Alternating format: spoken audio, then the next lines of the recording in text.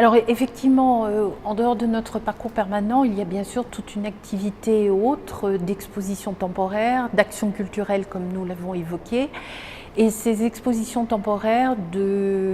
en général environ 2 par an, s'appuient sur nos collections et sur l'histoire de notre territoire, tout en élargissant bien évidemment le propos. Donc la majorité de nos expositions traitent du textile, bien évidemment, alors à travers la mode, le motif, les techniques, voire à travers certaines thématiques plus liées au patrimoine industriel ou à des activités qui étaient liées aux entreprises. Mais nous allons aborder bien évidemment également les beaux-arts. Nous inaugurons notre 3e exposition beaux-arts depuis 2000, date de la réouverture du musée. Et puis des événements auxquels nous participons, comme par exemple la Nuit des musées, ou bien Musée en fête, qui est une manifestation iséroise qui se tient le même week-end que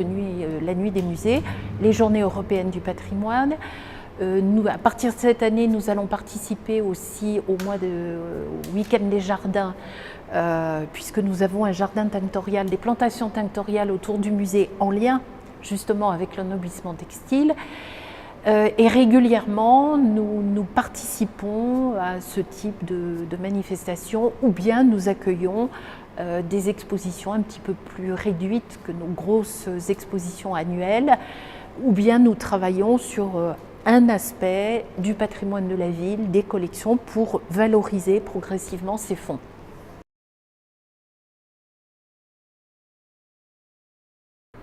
Alors effectivement, là, nous sommes dans la salle dite des graveurs,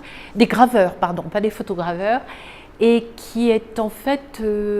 c'est avec ce type de technique que l'histoire de l'ennoblissement textile a débuté à Bourgoin-Jallieu, à Bourgoin à l'époque, mais aussi sur Jallieu, aujourd'hui Bourgoin-Jallieu, à la fin du XVIIIe siècle, vers 1786-88,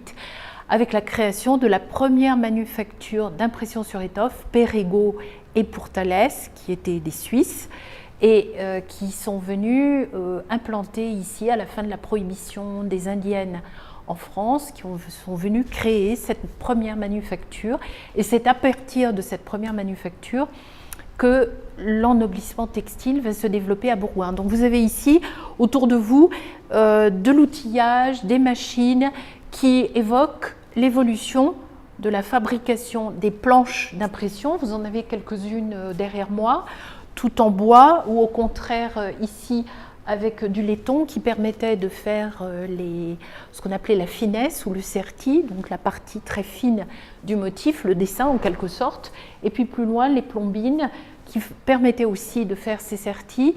mais qui permettaient aussi de rentabiliser un petit peu le temps et les matériaux, puisque à partir du même moule sérigraphié, on pouvait ensuite faire le même motif, j'allais dire, plusieurs fois, et ce qui revenait un peu moins cher en manœuvre.